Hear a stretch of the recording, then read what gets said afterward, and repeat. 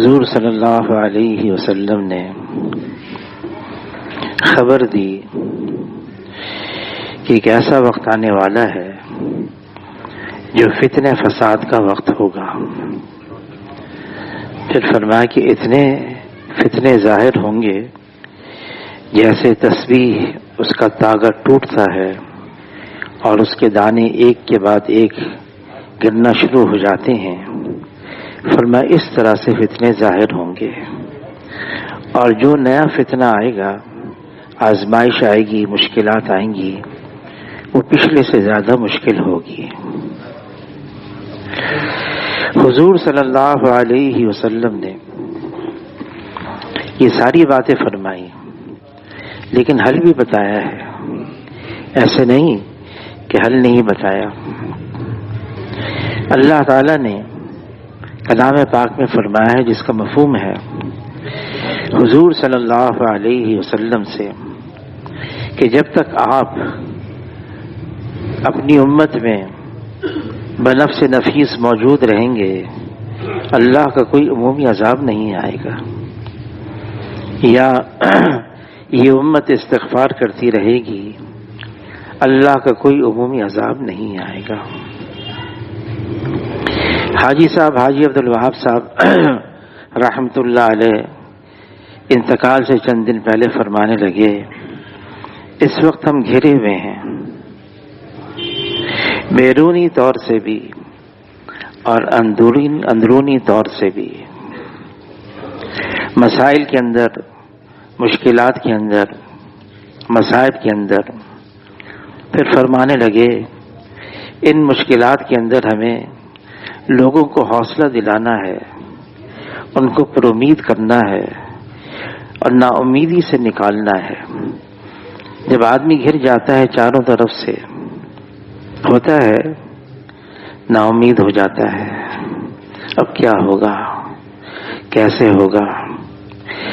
لیکن یہ نا امیدی، یہ مایوسی، یہ اللہ کو پسند نہیں ہے.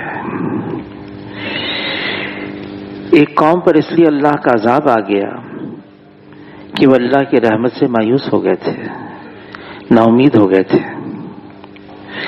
اچھے وقت کا انتظار کرنا یہ بہترین عبادتوں میں سے ایک عبادت ہے، اور اللہ تعالی کلام پاک میں فرما رہے ہیں ان مع العسر یسرا، ان مع العسر یسرا.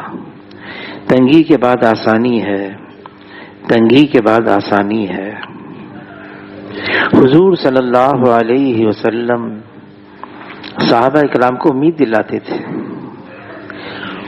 اور وہ امید کیا تھی؟ ایک تو دنیاوی اعتبار سے آدمی کو امید دلا دی جائے کہ یہاں پر ایسے حالات آ جائیں گے، اچھے حالات آ جائیں گے، اور ایک یہ امید ہے کہ آخرت کے اندر مرنے کے بعد ہماری ان مشکلات کا اللہ بہترین بدلہ دیں گے. حضور صلی اللہ علیہ وسلم نے انصار مدینہ سے فرمایا، جنہوں نے بہت قربانیاں دیں، بہت زیادہ، ہم اندازہ نہیں لگا سکتے. بدر کے اندر 14 شہید ہوئے، جن میں سے 8 انصار تھے. احد کے اندر 70 شہید ہوئے، جس میں 65 انصار میں سے تھے، صرف 5 مہاجرین میں سے تھے.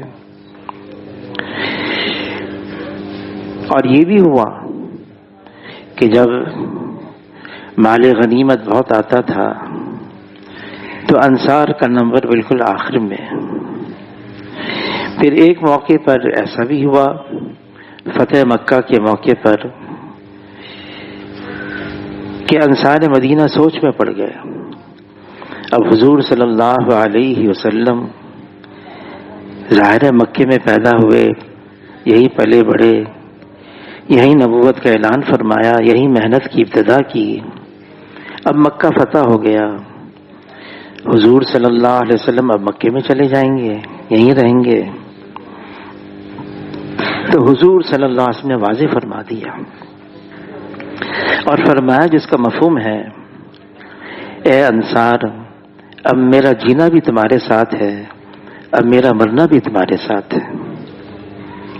حضور صلی اللہ علیہ وسلم مکہ مکرمہ میں 53 سال رہے، لیکن مدینہ منورہ میں حشر تک رہیں گے۔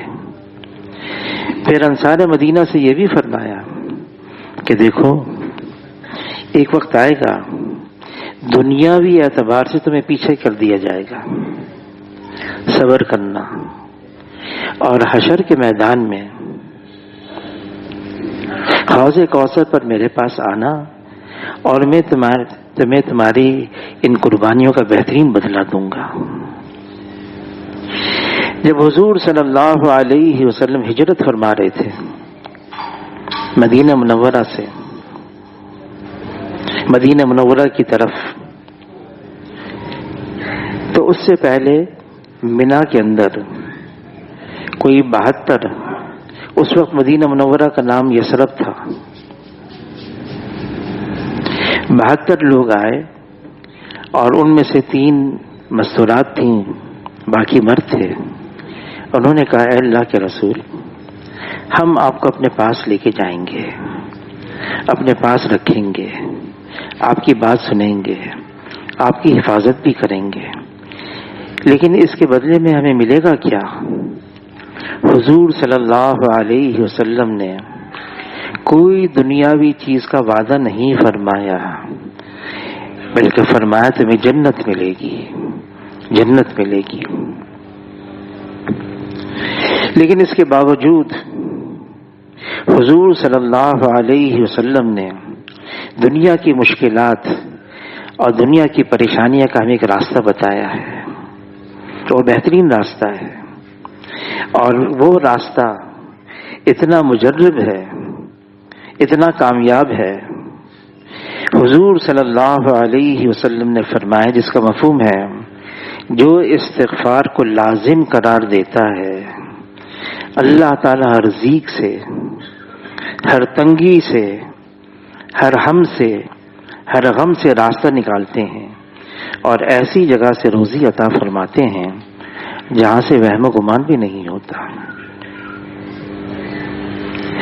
موسیٰ علیہ السلام کے زمانے میں ایک قحط آ گیا، اور اتنا شدید قحط تھا کہ پانی کی اتنی قلت ہو گئی، فصلیں ختم ہو گئیں، جانور مرنے لگے۔ قوم نے موسیٰ علیہ السلام سے درخواست کی آپ اللہ کے برگزیدہ بندے ہیں، پیغمبر ہیں، نبی ہیں، رسول ہیں، آپ اللہ سے کیوں نہیں دعا مانگتے؟ پوچھے تو صحیح کیا معاملہ ہے، کیا ماجرا ہے، ہم اس کی تلافی کر لیں۔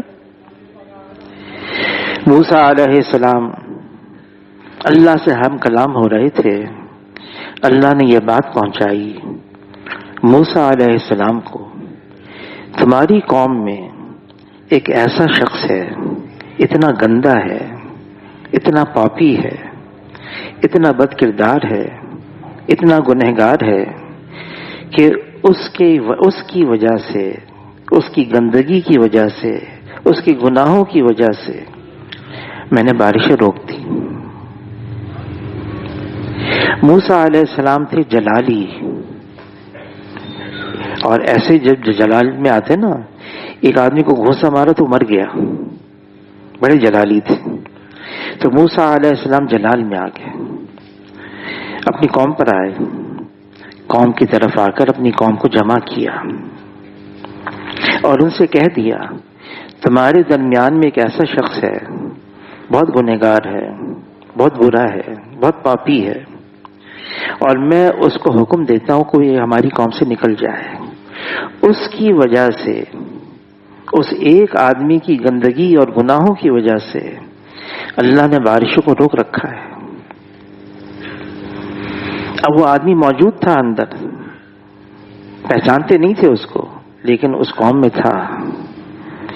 یہ اللہ تعالیٰ کا عجیب معاملہ ہے، اللہ تعالیٰ بندوں کے ساتھ ستاری کرتے ہیں، چھپاتے ہیں۔ مولانا یوسف لدھیانوی صاحب رحمۃ اللہ علیہ فرمانے لگے اللہ نے کتنا فضل فرمایا ہوا ہے. اگر گناہوں کے اندر کوئی ایسی نشانی ہوتی، علامت ہوتی، کوئی بدبو ہوتی، آدمی گناہ کرتا اسے ایسی بدبو پھیلتی تو لوگ سمجھ جاتے ہے گناہوں میں بدبو ہے. حدیث پاک کا مفہوم ہے جب آدمی جھوٹ بولتا ہے اتنی بدبو نکلتی ہے کہ رحمت کا فرشتہ 1 میل دور بھاگ جاتا ہے اس بدبو سے. ہم نہیں اس کو سونگھ سکتے. یہ اللہ نے ستاری کی بھی ہے. بعض اوقات ایسا ہوتا ہے کہ اللہ تعالی کسی پر کھول بھی دیتے ہیں. مشہور ہے امام ابو حنیفہ رحمۃ اللہ علیہ کے بارے میں کہ کوئی وضو کرتا اور وہ وضو کا پانی گرتا ٹپکتا تو امام ابو حنیفہ رحمۃ اللہ علیہ اس پانی کو دیکھ کر پہچان لیتے اس میں سے کون سے گناہ دھل رہے ہیں. پھر امام ابو حنیفہ رحمۃ اللہ علیہ نے دعا مانگی، یا اللہ لوگوں کے گناہ مجھ پر کھل رہے ہیں، یہ چیز مجھ سے ہٹا دے. اللہ نے ان کی دعا پر یہ چیز ہٹا دی. پھر ایک بزرگ گزرے ہیں مولانا احمد علی لاہوری رحمۃ اللہ علیہ. اللہ نے ان کو یہ بھی ایک ملکہ دیا تھا، اللہ کی طرف سے ہے. لیکن غیب کا علم صرف اللہ کو ہے اور اس کے علاوہ کسی کو نہیں. لیکن اللہ تعالیٰ اگر کسی کے اوپر کھول دیتے ہیں، بعض چیزیں کھول دیتے ہیں اور کئی لوگوں پر کھولا اللہ نے، اور بعض ایسے بھی ہیں کہ جو اپنے چیزوں سے حساب کتاب کرتے ہیں اور ان کو پتہ چل جاتا ہے بہت ساری چیزیں یہ اللہ کی طرف سے ہے. جیسے موسیٰ علیہ السلام کی ولادت کا وقت قریب تھا تو فرعون کو بتا دیا نجومیوں نے، نمرود کو بتا دیا ابراہیم علیہ السلام کی ولادت کا وقت. تو یہ اللہ کی طرف سے ہے اور اللہ کھول دیتے ہیں. تو مولانا احمد علی لاہوری رحمۃ اللہ علیہ ایک بزرگ تھے، میں ان کو جانتا ہوں، انتقال ہو گیا. انہوں نے خود یہ قصہ سنایا مجھے. کہنے کا میں ان کے پاس ان کی خدمت میں رہتا تھا تو میں نے ان سے کہا حضرت آپ کو پتہ چل جاتا ہے آدمی کے گناہوں کی وجہ سے، اگر یہ مجھے آپ تھوڑا سا اس کا حصہ دے دیں. فرمایا نہیں تم برداشت نہیں کر سکو گے. بہت اصرار کیا تو مولانا احمد علی لاہوری رحمۃ اللہ علیہ نے اپنی ٹوپی اتار کر ان کو پہنا دی اور کہا یہ انارکلی بازار ہے نا، یہاں چلے جاؤ.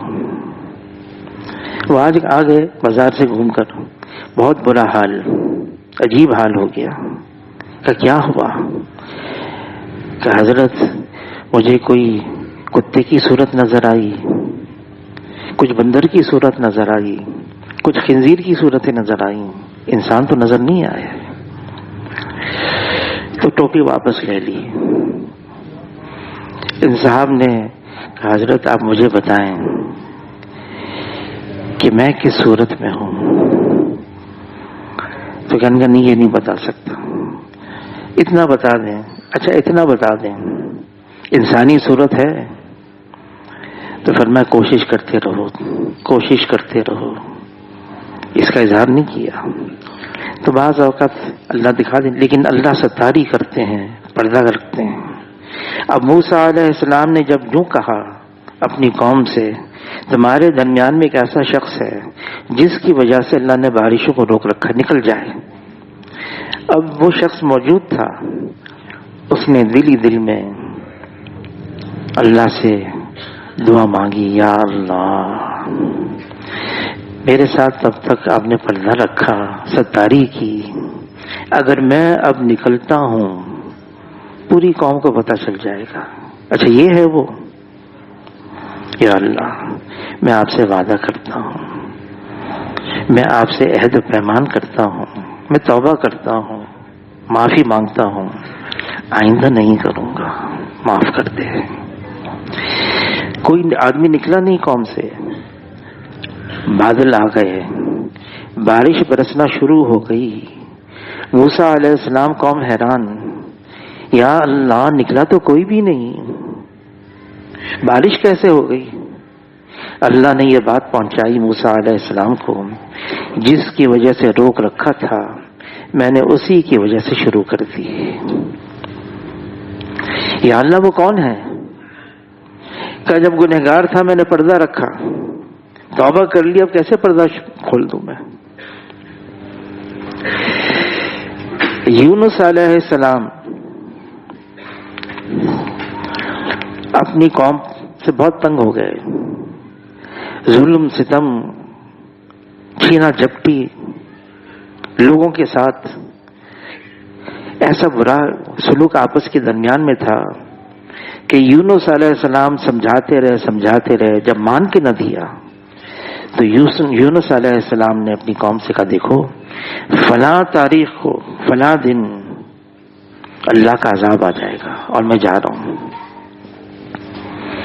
اور یونس علیہ السلام اپنی قوم کو چھوڑ کے چلے گئے. جس عذاب کا ڈرایا تھا اس کے آثار ظاہر ہونا شروع ہو گئے. قوم پریشان ہو گئی. اپنے بڑے بوڑھوں سے کہا کہ کیا کریں, کہ یونس علیہ السلام کو تلاش کرو. تلاش کیا, وہ تو چلے گئے تھے قوم کو چھوڑ کر, نہ ملے. انہوں نے کہا نہیں مل رہے. انہی بڑے بوڑھوں نے کہا ایسا کرو ہم سب ایک میدان میں جمع ہوتے ہیں, ایک دوسرے کو معاف کرو, رو اللہ کے سامنے, گریہ زاری کرو, توبہ کرو, اور اگر کسی کا تم لوگوں نے حق مارا ہے, لیا ہے, چھینا جھپٹی کی ہے, وہ واپس کر دو. یہ قوم, پوری قوم یونس علیہ السلام کی اس پر راضی ہو گئی. اگر کسی نے کسی کا کوئی حق دبایا, یہاں تک کہ اگر پر نالا کسی کی چھت سے نکال کر اپنی چھت پر رکھا, اپنی چھت سے اکھیڑ کر اس کو واپس کر دیا. میدان میں جمع ہو گئے, ایک دوسرے کو معاف کرتے رہے. یونس علیہ السلام کے ساتھ جو بدتمیزی کی, جو ان کے ساتھ برا سلوک کیا, اس کی بھی معافی مانگی, اللہ سے معافی مانگی. اللہ نے اس عذاب کو ٹال دیا, واپس کر دیا. یونس علیہ السلام کی قوم پر عذاب آ رہا تھا اور واپس کر دیا. انہوں نے توبہ کی, استغفار کیا. اللہ نے اس امت سے بھی یہی فرمایا ہے, جب تک حضور صلی اللہ علیہ وسلم موجود ہیں بنفس نفیس عمومی عذاب نہیں آئے گا, یا یہ امت استغفار کرتی رہے گی اللہ کا کوئی عمومی عذاب نہیں آئے گا. مشکلات آ گئی ہیں, ہم گھر گئے ہیں ہر طرف سے, اجتماعی طور سے بھی انفرادی طور سے بھی, اور یہ یقیناً یہ ہماری وجہ سے ہے کہ اللہ تعالیٰ نے کلام پاک میں فرما دیا ظہر الفساد فی البر والبحر بما کسبت ایدی الناس. کہ جتنا فساد ہے خشکی اور تری میں, اس کے ذمہ دار ہم خود ہیں. میں ہوں اس کی وجہ. اور آدمی یوں کہتا ہے نا, یوں ہو گیا, مہنگائی ہو گئی اور ایسی مشکلات آ گئی ہیں, بہت تنگ دستی ہو گئی ہے. یہ ہمارے اعمال ہیں. حضور صلی اللہ علیہ وسلم فرماتے ہیں اس کا مفہوم ہے اعمالکم امالکم, تمہارے اعمال تمہارے حکمران ہوں گے. جیسے تم کرو گے اللہ تعالیٰ ویسے تمہارے حکمران بنا دیں گے. یہ جتنے حالات آئے ہیں حل ہے اس کا, ہم اللہ سے معافی مانگیں. اور اللہ تعالیٰ دیکھیں معاف کرنے کے لیے تیار بیٹھے ہیں. جب ابلیس راندہ درگاہ ہوا, اللہ نے اس کو نکال دیا, جا رہا تھا, اس نے قسم کھائی. کس کی قسم؟ اللہ کی.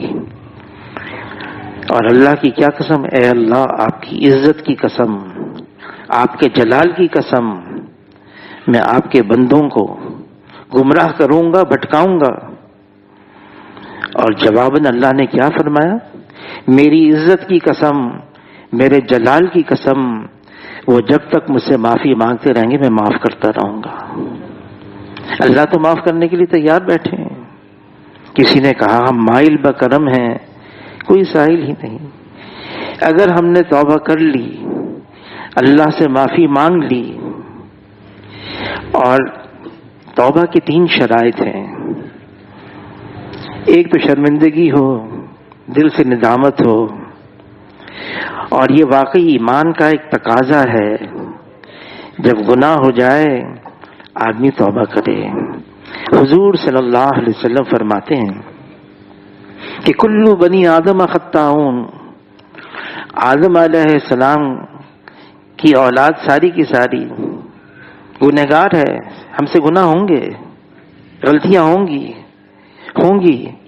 لیکن آگے فرمایا خیر الخطائین التوابون، بہترین گنہگار وہ ہے اقرار جرم کرے اور معافی مانگے، رجوع کرے۔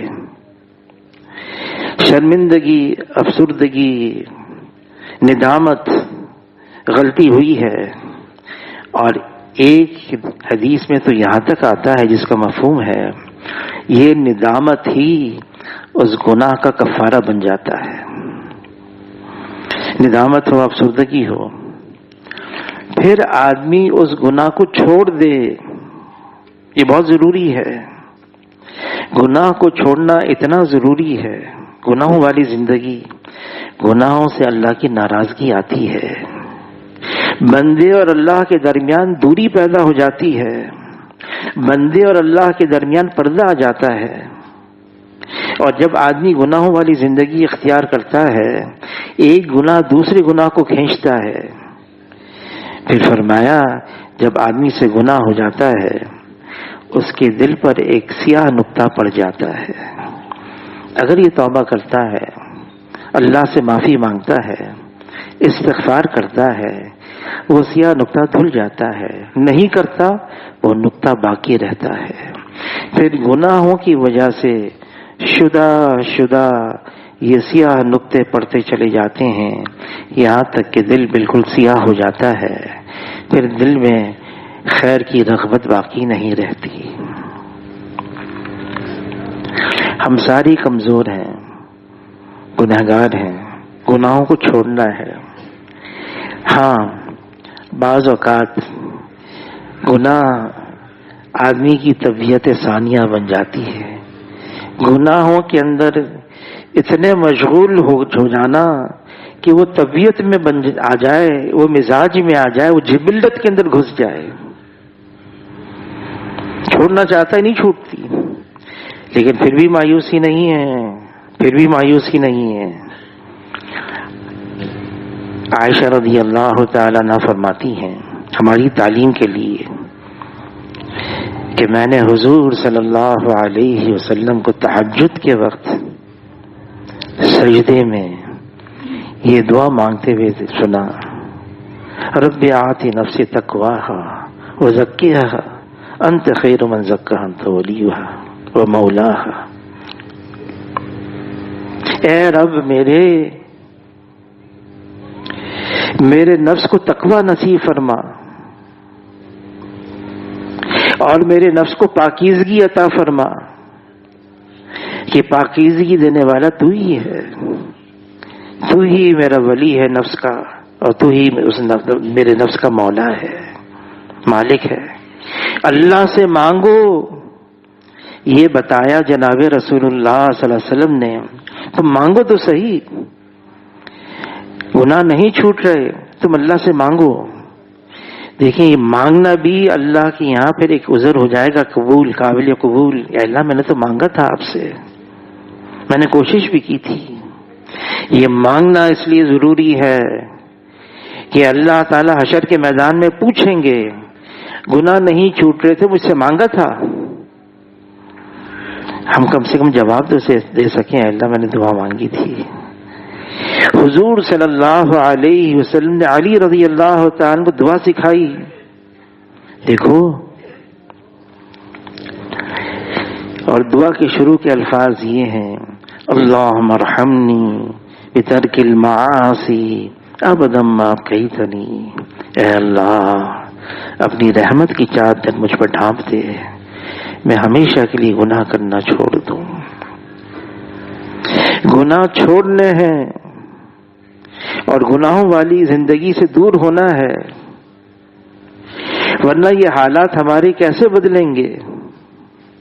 اگر حالات کو بدلنا ہے تو ہمیں گناہوں والی زندگی چھوڑنی ہوگی، اور اگر نہیں چھوٹ رہے تو اس کے لیے اب تدابیر اختیار کریں۔ کیا کریں؟ اعمال میں سب سے بڑا عمل نماز کا ہے۔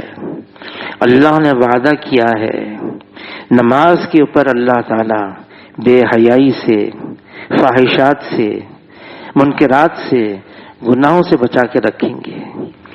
ایک صحابی نے عرض کیا، اللہ کے رسول کہ نماز بھی پڑھتا ہے، چوری بھی کرتا ہے، گناہ بھی کرتا ہے۔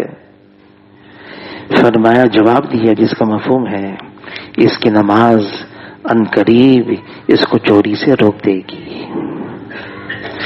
اعمال کا اہتمام کریں ہم، صبح شام کی، جو فجر کی نماز کے بعد اپنی جگہ پر بیٹھے بیٹھے حیت بدلے ہوئے 10 دفعہ پڑھ لے اعوذ باللہ من الشیطان الرجیم، اللہ تعالی اس کو شیطان کے مکر و فریب سے اس کی حفاظت فرمائیں گے۔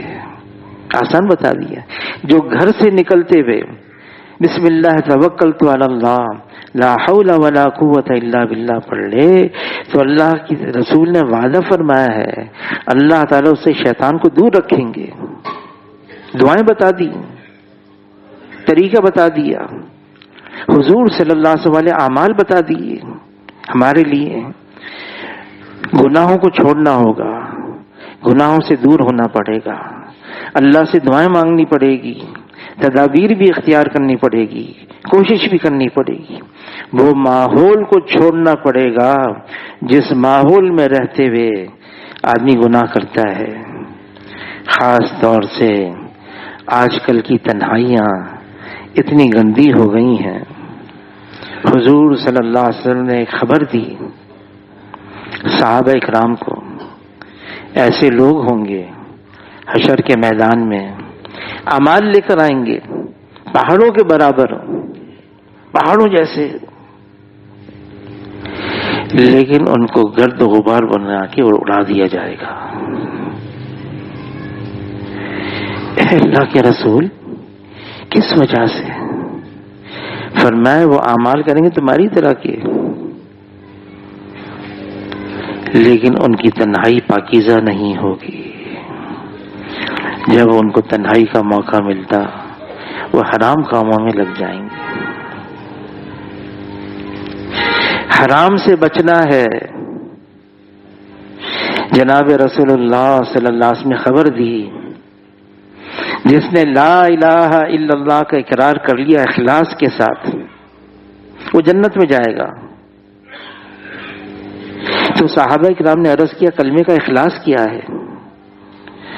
فرمایا جس کا مفہوم ہے اللہ کی حرام کردہ چیزوں سے وہ اپنے آپ کو روک لے، یہ کلمے کا اخلاص ہے۔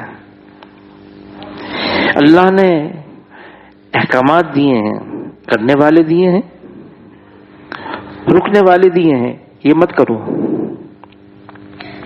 کوئی اللہ نے ایسا حکم نہیں دیا جو ہمارے اختیار سے باہر ہو، کوئی ایسی بات نہیں کری فرمائی اللہ نے جو ہم نہ کر سکتے ہوں۔ کرو نہ کرو، کرنے والے احکامات وہ سامنے ہیں، نہ کرنے والے اس سے وہی بچ سکتا ہے کہ جس کا ایمان مخلص ہو، خالص ہو، اس سطح کا ہو۔ نیکی کرنا، بعض نیکیاں ایسی ہیں کہ آدمی کو اس کے ایمان کی بھی ضرورت نہیں ہوتی، کوئی ضرورت مند ہے اس کی ضرورت پوری کر دی، کوئی بھوک فاقے میں ہے اس کے لیے کھانے کا انتظام کر دیا، ایمان کی بھی ضرورت نہیں۔ یہ تو غیر بھی بہت کرتے ہیں، کوئی راستہ بھول گیا اس کو راستہ بتا دیا، نیکی ہے، اچھائی ہے۔ لیکن گناہوں سے بچنا آدمی با اختیار ہے، موقع ہے، کر سکتا ہے، کوئی روک ٹوک بھی نہیں ہے، گناہ کا موقع ہے، روک ٹوک بھی نہیں ہے۔ صرف اس کا ایمان اس کو بچائے گا، صرف ایمان، کوئی اور چیز نہیں بچا سکتی اس کو۔ ایمان کا تقاضا یہ ہے کہ کر سکتا ہے، اختیار ہے، روک ٹوک بھی نہیں ہے، صرف ایمان اس کے اندر بھی ایسا ابھرے گا، ایمان ہی اس کو روک سکتا ہے اور کوئی چیز نہیں روک سکتی۔ ایمان کی محنت ایسی کی جائے، ایمان کی سطح اتنی بلند کی جائے کہ آدمی گناہوں سے رک جائے، وہ ایمان کی محنت ہے۔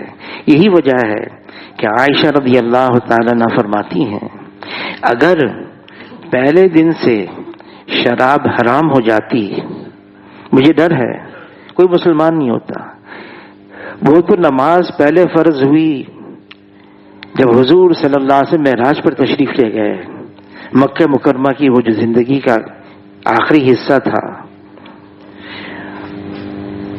لیکن شراب حرام ہوئی مدینے میں جا کر۔ پہلے تو احکامات آ گئے، ہاں نشے کی حالت میں ہو تو نماز کے قریب نہ جانا، لیکن شراب حرام ہوئی مدینے میں جا کر۔ اور جب حکم آ گیا حرمت کا، شراب کی حرمت کا، تو صحابہ فرماتے ہیں مدینے کی گلیوں میں شراب ایسی بہ رہی تھی جیسے بارش کا پانی بہتا ہے۔ چھوڑ دیا انہوں نے، اللہ کا حکم آ گیا، اللہ کے احکامات ہیں بھی، کیا بات ہے ہم کر نہیں سک رہے، ہمارا ایمان اتنا کمزور ہو گیا ہے، اتنا ناقص ہو گیا ہے۔ یہ ایمان کمزور ہو جاتا ہے۔ حضور صلی اللہ علیہ وسلم فرماتے ہیں ایمان پرانا ہو جاتا ہے جیسے کپڑا پرانا ہو جائے، اس کے نقش و نگار دھندلے ہو جاتے ہیں۔ تو صحابہ کرام نے پوچھ لیا جب ایسا ہو جائے تو کیا کریں؟ فرمایا اس کو تازہ کرو، ایمان کو تازہ کرو۔ کیسے تازہ کریں؟ فرمایا اکثر من قول لا الہ الا اللہ، یہ لا الہ الا اللہ کا تکرار کرنا، اس کے بول بولنا، اس کے ماحول میں رہنا، اس کی دعوت دینا، اس کا ذکر کرنا، اس کے بارے میں سوچنا، یہ ایمان کو تازہ کرتا ہے۔ یہ ایمان کا کلمہ ہے، لا الہ الا اللہ، کوئی معمولی نہیں ہے، یہ ایمان کا کلمہ ہے۔ ہم سوچیں یہ کیا تقاضا ہم سے کر رہا ہے؟ لا، اللہ کے علاوہ جو کچھ ہے وہ اللہ کے سوا ہے، وہ اللہ کا غیر ہے، اور جو اللہ کا غیر ہے وہ اللہ کے بغیر کچھ کر نہیں سکتا۔ یہ تقاضا کر رہا ہے ہر چیز سے جدا ہو کر، ہر چیز سے الگ ہو کر ایک اللہ سے تعلق جوڑو، یہ تقاضا کر رہا ہے۔ اگر اللہ سے جڑ گئے اور ایسا جڑ گئے، سارے کام ہمارے بنتے چلے جائیں گے۔ یہ جتنی علامات اس وقت ظاہر ہو رہی ہیں، ہاں حضور نے خبر دی یہ قیامت کی علاماتوں میں سے ہیں جو نظر آ رہی ہیں، ظاہر ہو رہی ہیں، لیکن کیوں؟ اللہ سے ہمارا تعلق کمزور ہو گیا، اپنے گناہوں کی وجہ سے، اللہ کی نافرمانی کی وجہ سے دوری ہو گئی۔ گناہوں کو چھوڑ دیں، ماحول اختیار کریں ایسا۔ حضور صلی اللہ علیہ وسلم نے مثال دی، آدمی عطار کے پاس بیٹھا، عطر بیچنے والے کے پاس، نہ خریدے، بیٹھا رہے اس کے پاس، خوشبو تو آئے گی۔ لوہار کے پاس بیٹھے، کچھ نہ کرے، اگر چنگاری اڑ کر کپڑوں کو نہ لگے، دھواں تو آئے گا، بدبو تو آئے گی۔ ماحول بہت ضروری ہے۔ ہمارا اٹھنا بیٹھنا کہاں ہے، کس کے ساتھ ہے، یہ اتنا ضروری ہے۔ ماحول، صحبت۔ صحابی کیوں کہتے ہیں؟ صحابی حضور کی صحبت اختیار کی ایمان کی حالت میں صحابی بن گئے۔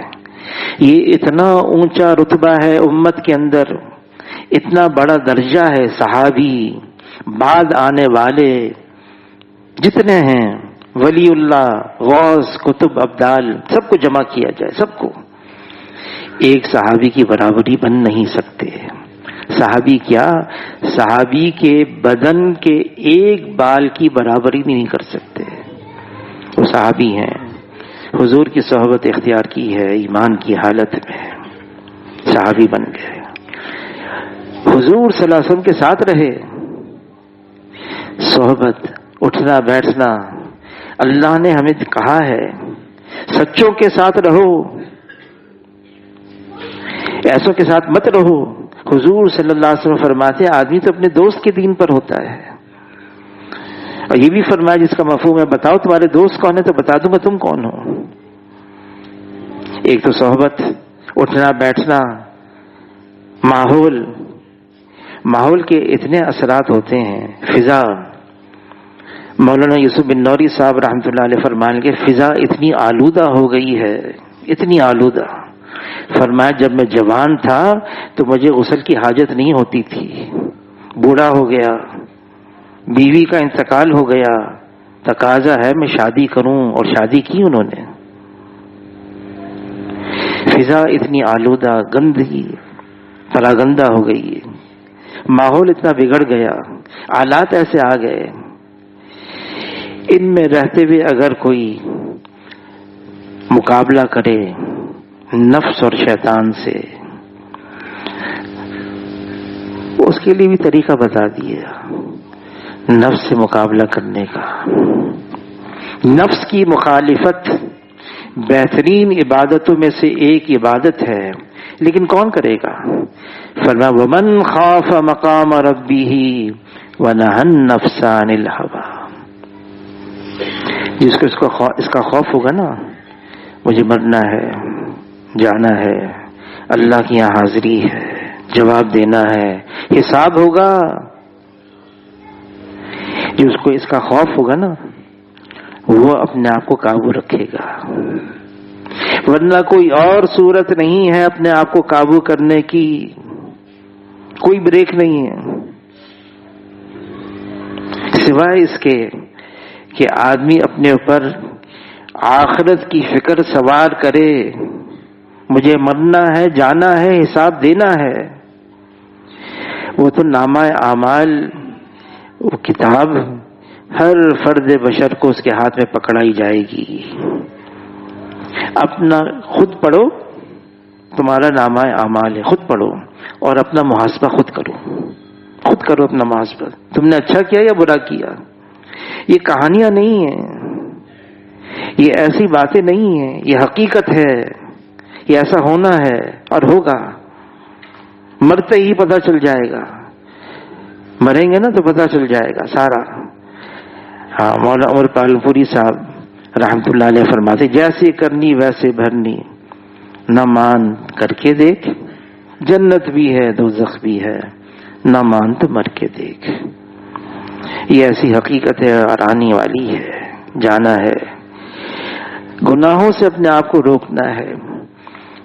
ماحول، پھر آدمی استغفار کرتا رہے. خود خالی استغفار کرنا ہی عبادت ہے.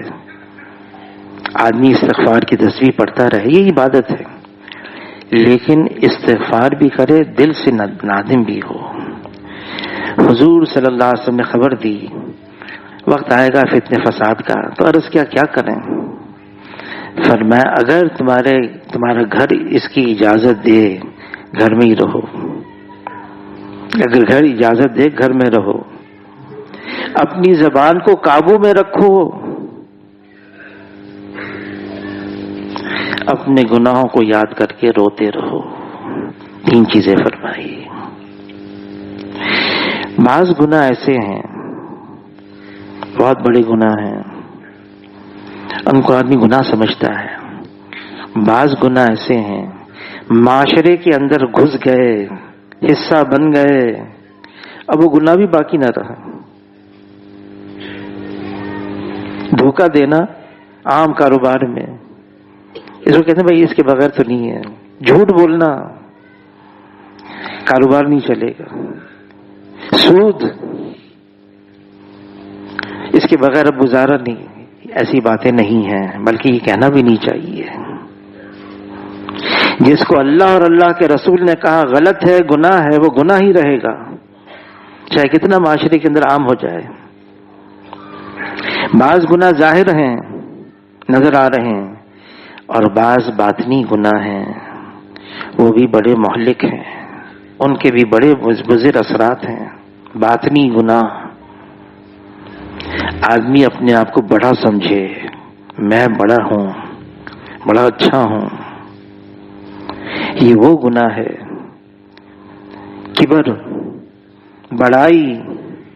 بڑائی صرف اللہ کے لیے ہے، یہ اللہ کی صفت ہے، یہ اللہ کا حق ہے، یہ اللہ کی چادر ہے، اللہ اکبر۔ اور یہ بھی فرمایا جو اس میں اللہ کے ساتھ مقابلہ کرے گا اللہ اس کو پاش پاش کر دیں گے۔ یہ ابلیس شیطان کیوں بنا؟ یہ تو درباری تھا اللہ کا، فرشتوں کے ساتھ رہتا تھا، اس کے کبر نے، اس کے تکبر نے اس کو کافر بنا دیا، اس نے اللہ کے حکم سے انکار کیا۔ آدمی بعض اوقات کچھ نیکی کرتا ہے، عمل کرتا ہے، اور نفس اور شیطان ایسا دھوکہ دیتے ہیں، اگر کوئی نیکی وہ کوئی دوسرا نہیں کر رہا تو اس کو کم سمجھتا ہے، اپنے آپ کو اونچا سمجھتا ہے، میں اچھا ہوں، یہ تو نہیں کر رہا۔ ایک بزرگ کا قصہ آتا ہے، اپنے بچے کی تربیت کے لیے چلے مسجد میں جا کے رات کو تہجد پڑھیں گے، مسجد میں لے کر آئے، کچھ لوگ مسجد میں سو رہے تھے، بچے نے کہا ابا ہم تو گھر سے آئے ہیں مسجد میں تہجد پڑھنے کے لیے، یہ تو مسجد میں ہی ہے اور سو رہے ہیں۔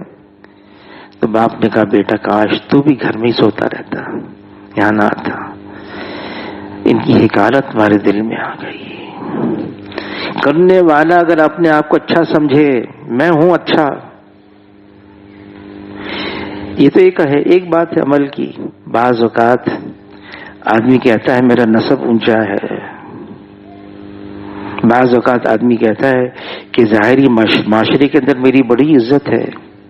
حضرت سہل رضی اللہ تعالیٰ فرماتے ہیں ہم حضور صلی اللہ علیہ وسلم کے ساتھ بیٹھے ہوئے تھے، مجلس میں ایک آدمی گزرا،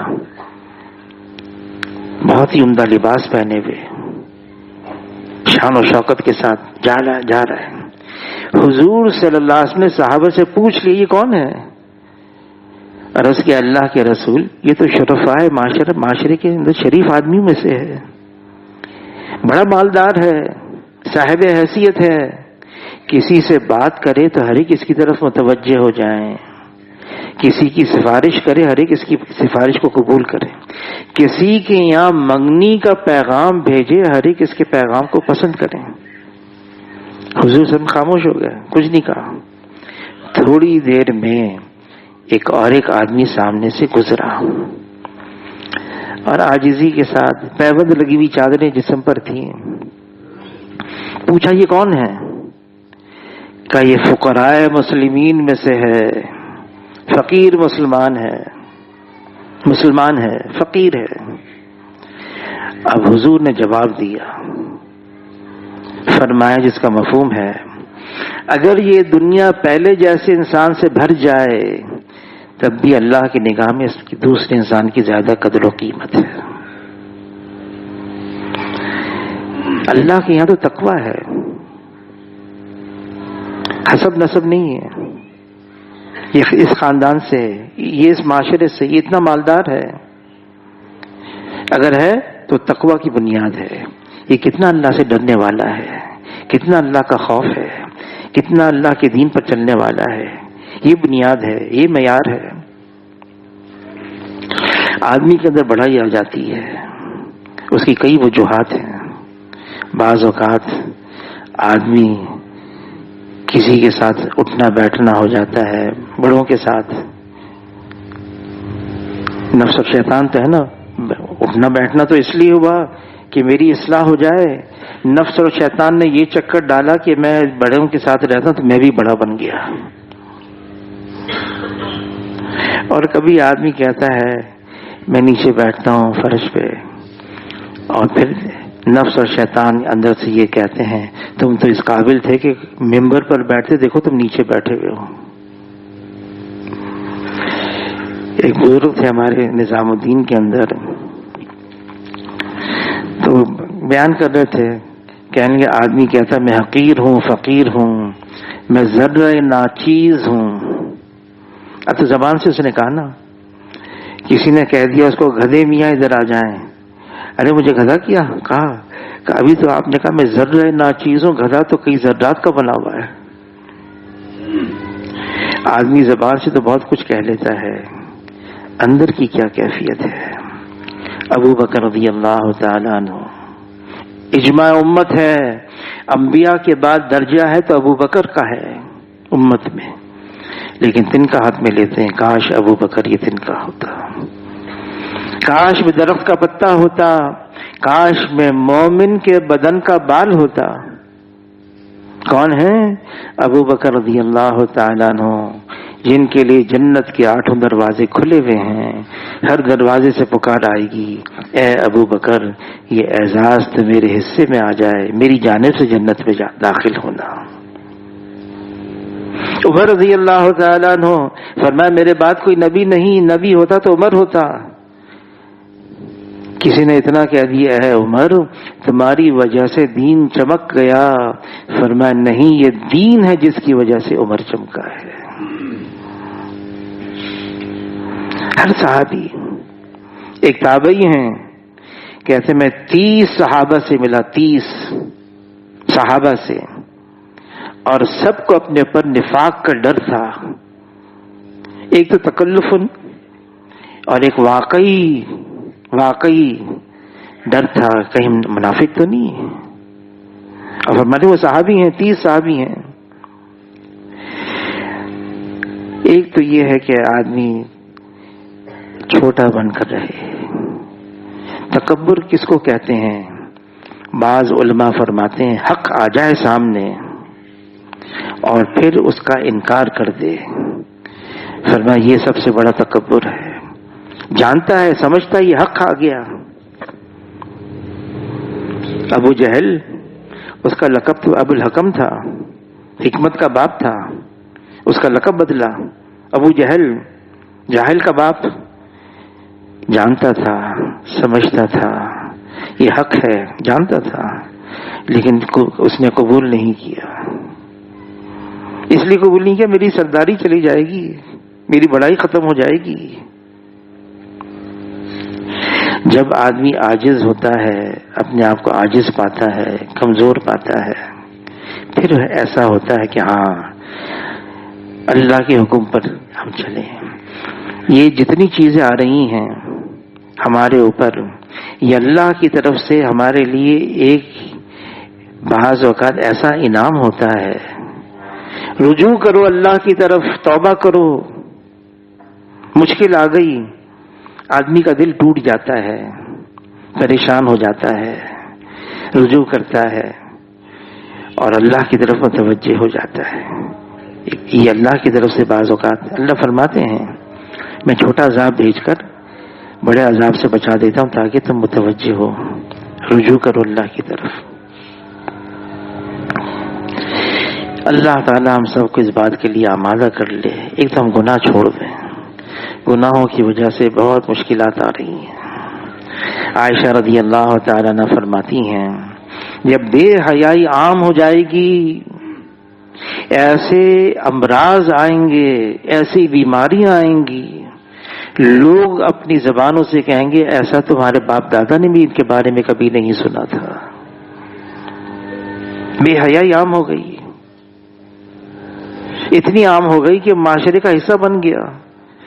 اور فرمایا اتنی عام ہو جائے گی، ایک آدمی صرف اتنا کہہ دے گا کھلے عام مت کرو، کھلم کھلا مت کرو، اوٹ میں کرو، چھپ کے کرو، سب کے سامنے مت کرو.